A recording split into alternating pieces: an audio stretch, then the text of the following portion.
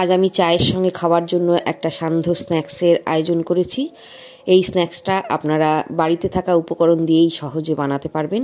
ছোট বড় সকলেরই ভালো লাগবে। ভিডিওটা পুরোটা দেখার জন্য অনুরোধ রইল।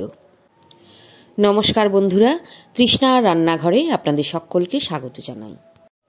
একটা মিডিয়াম সাইজের বেগুন আমি লম্বা লম্বা করে কেটে নিয়েছি। প্রথমে খোসা ছাড়িয়ে নেবেন। কালো অথবা সাদা যে কোনো ধরনের বেগুন দিয়েই করতে পারেন। দেখুন এই রকম লম্বা লম্বা করে কেটে নিতে হবে।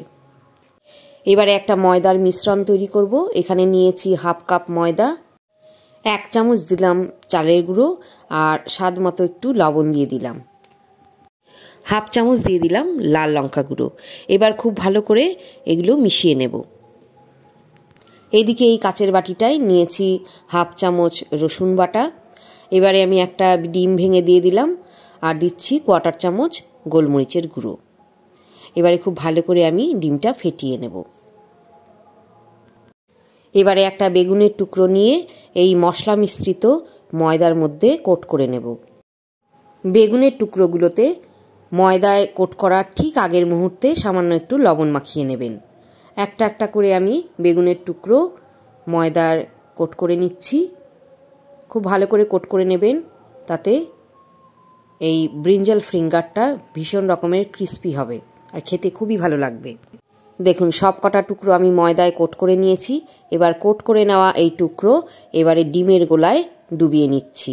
ডিমের গোলায় ডুবিয়ে নেওয়ার পরে এখানে দেখুন রাখা আছে ব্রেড ক্রাম্পসে আমি আরও একবার কোট করে নেব। ডবল কোট করার দরকার নেই, সিঙ্গেল কোট করলেই সুন্দরভাবে ভাজা হয়ে যাবে আর খেতেও ভীষণ ক্রিস্পি হবে।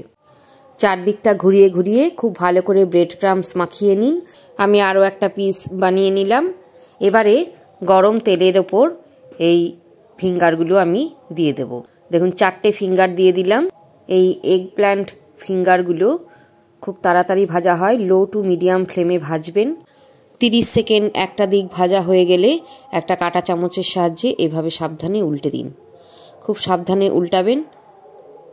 একটা একটা করে এইভাবে উল্টে দিতে থাকুন আর চারদিকটা ঘুরিয়ে ঘুরিয়ে ভেজে নিন। এই রকম সোনালি কালার হলে আর ক্রিস্পি হয়ে গেলে একটা ঝাঁঝরার সাহায্যে তুলে নিয়ে টিস্যু পেপারের ওপরে রেখে দিন, যাতে এক্সট্রা তেলটা শুষে যেতে পারে। এরপর আমি আর এক ব্যাচ ফিঙ্গার দিয়ে দিলাম। এগুলো একই রকমভাবে ভেজে নিতে হবে। হালকা ভাজা হলে উল্টে দিতে থাকুন, প্রয়োজন হলে আরও একবার উল্টে দিন। এইভাবে এরকম সুন্দর কালার এলে আর ক্রিস্পি হয়ে গেলে ফিঙ্গারগুলো তুলে নিন। সন্ধ্যায় চায়ের আসর জমিয়ে দেওয়ার মতন একটা আয়োজন। দেখবেন বাচ্চা বড় সকলেরই কিন্তু খুবই প্রিয় হবে এই রেসিপিটি। কেমন লাগলো জানাতে ভুলবেন না।